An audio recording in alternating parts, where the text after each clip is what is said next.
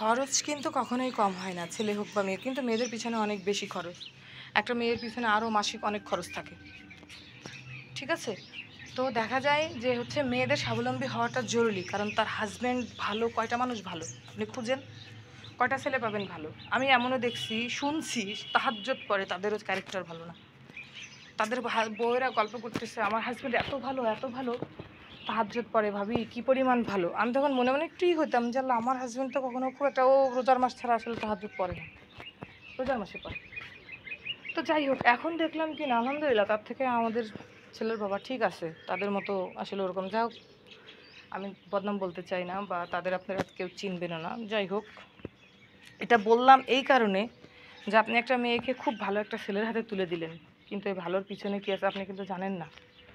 তাই সব বাবা মাদের বলবো, যারা হচ্ছে মেয়েদের বাবা মা আছেন, অবশ্যই মেয়েদের স্বাবলম্বী করেন। ছেলেদের তো অবশ্যই করবেন, সাথে সাথে মেয়েদেরও স্বাবলম্বী করতে হবে। জানি মেয়ে বিয়ে দিয়ে দেবো কী চিন্তা, কিন্তু না, আমরা এখানেই কার্পণ্য করি মেয়েদের নিয়ে, যে মেয়েদের ঠিকঠাক মতো আমরা ওদের কোনো কাজ শিখতে চাইলেও শিখতে দিই না। কী হবে, এই বিয়ে হয়ে যাবে, বিয়ে বা শ্বশুরবাড়ি যে করি সে করি সে করিস না, খুঁটিনাটি চাহিদা আপনারাও পূরণ করেন না। এই ঘুরতে যাব না, এখন যার দরকার নেই, বিয়ের পর হাজব্যান্ড নিয়ে যাও না, তা কেন? আপনারাও যান না সাথে, মেয়েটাকে নিয়ে ঘুরান। হ্যাঁ, মেয়েটাকে নিয়ে ঘুরতে যান, ওকে স্বাবলম্বী করেন, আপনারাও ভালো থাকবেন।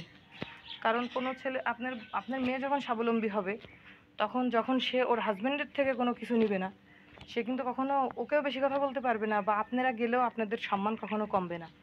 কারণ সে তো জানবে যে আমার ওয়াইফ ইনকাম করে, আমার তো বেশি কথা বলার কোনো ওয়ে নাই। সে তার টাকা যা ইচ্ছা তাই করতে পারে, তার বউ তার টাকা যা ইচ্ছা তাই করতে পারে, কেউ কারোর কাছে ধরা বাঁধে না, হ্যাপি থাকবে, কিছুটা হলেও ভালো থাকবে। আমার কথা, সে অসুস্থ বোধ করতেছে, আমি একটা হেল্পিং হ্যান্ড নিলাম, যেহেতু একটা মেয়ের যখন একটা সংসারে অনেক কাজ থাকে, সংসার করা, 2-3 বেলা রান্না করা, তারপরে বাচ্চা কাচ্চা সামলানো, আসলে সব মিলায়ে একা সম্ভব না, হেল্পিং হ্যান্ডের দরকার। অনেক হাজব্যান্ড আছে এত কৃপণ, আমি দেখছি ঠিকমতো বাজারই করে না, হেল্পিং হ্যান্ড তো দূরে থাক। আমাদের পাশে ছিল, যমক 2টা বাচ্চা হয়েছে, এত শুকনা, এত ছোট দেখে, 3টা বাচ্চা হয়েছে, একটা বাচ্চা মারা গেছে, 2টা বাচ্চা বেঁচে ছিল আমার ছেলের সাথে। আমার ছেলে তো মাশাআল্লাহ 3 কেজি 3.5 কেজি ওজন হয়েছে, আর অনেক বড় সড়ো, দেখতে অনেক সুন্দর। এবার আমি তো দেখতে গেছি ওই বাচ্চা 2টা, শুনছি যে ছোটো ছোটো হয়েছে, এত ছোট হয়েছে মানে হাতের আঙ্গুলগুলোর মতো হচ্ছে ওর রান, আর মাথাটা ঠিক মনে হচ্ছে ছোট্ট প্লাস্টিকের বলের মতো, ঠিক এতটুকু। আমার দেখে জাস্ট, আমি জানি না আমার কেন ভয় লাগছে, মানে আমার এত খারাপ লাগছে। আমি, আমার ছেলে হয়েছে তো আমি ছিলাম মায়ের বাড়ি, তো যখন আমরা বাসায় আসি, ফ্ল্যাটে আসি, তো তাদের হচ্ছে পিছনের ফ্ল্যাটে বাসা, মানে আমাদের সামনের বিল্ডিং পিছনের বিল্ডিং, যেহেতু আমরা একই সে চাকরি করতাম, তো মিষ্টি দিতে গেছি, ওই কারণে আর কি যাওয়া হয়েছে, নাহলে আমার যাওয়া হইতো না। মিষ্টি দিতে গেছি, তখন দেখি বাবুদের, দেখে যাই, বাবুদের দেখে আমি জাস্ট সিঁড়ি দিয়ে নামতে পারতেছি না, আমার এত হাত পা কাঁপতেছি। ওদেরও দেখে আসছি, আর আমার আমার ছেলের একটা হাতের সমানও ওরা না, তাহলে কতটুকু চিন্তা করেন। হয়তো 250 গ্রাম করে এক একটা বাচ্চা হয়েছে, 3টা মিলে 1 কেজি। ওই বাচ্চা এত অপুষ্টি হওয়ার একটাই কারণ, ডাক্তার বলছিল যে আপনার টুইন বেবি হবে হয়তো, কিন্তু সে ঠিকঠাক বাজার করতো না, ঠিকঠাক ওই বউটা খেতে পারতো না, শুধু জমি কিনতো, সে টাকা গুছাইতো আর জমি কিন্তু। কী লাভ হয়েছে? মেয়ে বা 2টা মারা গেছে, একসাথে 3টা বাবু হয়েছে, মেয়েটা মারা গেছে, ছেলে 2টা বেঁচে ছিল সারাটা।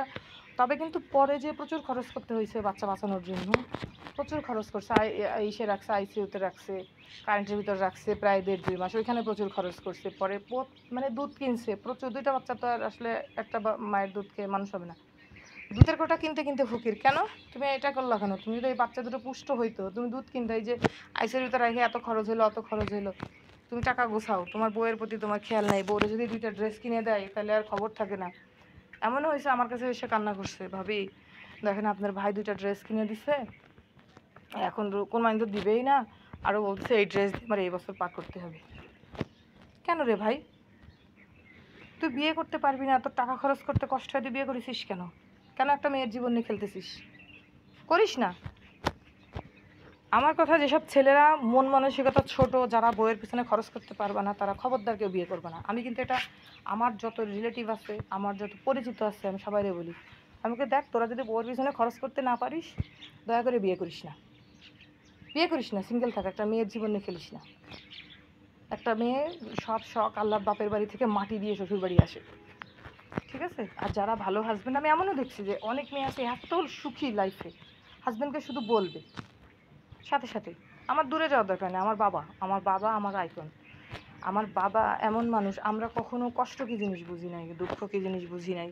আমাদের অসুখ হয়েছে, আমার মার কখনো বলার লাগে না ওদেরকে ডাক্তারের কাছে নিয়ে যান। আমার বাবা আসছে অফিস থেকে, এসে দেখছে বাচ্চা অসুস্থ, সে জাস্ট ড্রেসটা চেঞ্জ করে আরেকটা ড্রেস পরছি, পরে আমাদের কোলে করে নিয়ে রিক্সায় করে চলে গেছে। আমার মারেও যাওয়া লাগে না, সে ডাক্তার দেখায় ওষুধ নিয়ে। কারণ আগের কালে আসলে মহিলারা ঘর থেকে বের হইতো না, যেটা সত্যি। আমরা যখন ছোট, এখন থেকে 35 বছর আগে, তখন কিন্তু মায়েরা বা বাড়ি থেকে বের হইতো না বা মার্কেটে যাইতো না। আমরা ছোটোবেলায় কিন্তু কখনো সত্যিই মার্কেটে যাইনি, এখন যাই। আমার বাবার চয়েস ভালো, যা পছন্দ করে আনতাম আমার মা এবং আমরা ওইটাই পড়তাম, এদিকটা আলহামদুলিল্লাহ। তো তারপরে আমরা কী করলাম, যে হচ্ছে নিয়ে আসতো। কখনোই আমি আসলে বুঝি নাই যে লাইফে আসলে বিয়ের পরে মানে কেমনে হাজব্যান্ড ওয়াইফের সাথে ঝগড়া হয়। কারণ আমরা দেখে বড় হইনি, আমার বাবা মার সাথে কখনো সম্পর্ক খারাপ ছিল না। আর হচ্ছে আমরা কখনো এটা বুঝি নাই যে হাজব্যান্ড টাকা পয়সা দেয় না লেখাপড়ার। যদিও আমার অল্প বয়সে বিয়ে হয়, এটা আচ্ছা ভাগ্য ছিল। কিন্তু আমার বাবার কিন্তু আমাকে লেখাপড়া করানোর ইচ্ছা ছিল, বা লেখাপড়ার জন্য যদি কোটি টাকাও লাগতো মনে হয় খরচ করতো আমার বাবা। সামর্থ্য না থাকলে মনে হয় জমি বিক্রি করে করতো, যেটা আমার ভাগ্য। যাই হোক আলহামদুলিল্লাহ, এখন আমি নিজে কিছু করি, যে ইনকাম করি, বাচ্চাদেরকে দেই, নিজে খরচ করি, ঘুরতে যাই সেটাও করি খরচ, এমনকি শ্বশুরবাড়ি গেলে তাদের পিছনেও খরচ করি আলহামদুলিল্লাহ। এটা আমি এতে মানে সুখী, দুঃখী না যে কেন তাদের পিছনে, না না আমি খরচ করব। তাতে অ্যাটলিস্ট এটা বোঝে যে না ভাবি খরচ করতেছে আমাদের পিছনে, আসলে এটা আমার ভালো লাগার কাজ করে। আমি যদি কারোর পিছনে খরচ করতে পারি তো এটা আমার ভালো লাগার কাজ করে। তো এই জন্য বলবো যে মেয়ে বাচ্চা যাদেরই হোক তারা স্বাবলম্বী করবেন। আর যারা বর্তমানে শ্বশুর শাশুড়ি আছেন বা শ্বশুর শাশুড়ি হবেন, দেখেন একটা মেয়ে সব ছেড়ে আসে। আপনি বলছেন মেয়েটা ভালো না, মেয়েটার সাথে ভালো করেন, মেয়েটার খুঁত ধরেন না।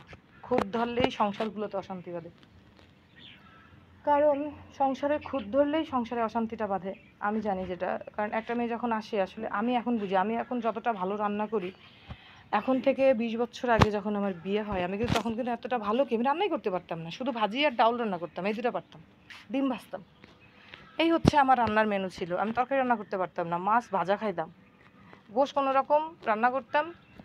জানি না কীভাবে কী করতাম, জানি না কেমন হতো খাইতে, তবে খুব চেষ্টা করতাম। কিন্তু এখন আলহামদুলিল্লাহ যা রান্না করি মানুষ খেয়ে বলে যে না অনেক মজা হয়েছে, অনেক মজা হয়েছে। আসলে এতটুকু স্যাটিসফাই, কিন্তু আমি কিন্তু পারতাম না এখন থেকে 20 বছর আগে। তো একটা মেয়ে যখন নতুন আসবে সে কিন্তু পারবে না, আপনি তার সময় দেন, সে 10-15 বছর পরে দেখেন কত সুন্দর কাজ করে, কত সুন্দর রান্না করে, আপনিও মুগ্ধ হয়ে যাবেন। তবে আমার শাশুড়ি আমার খুব প্রশংসা করতেন, আমি যতটুকু পারতাম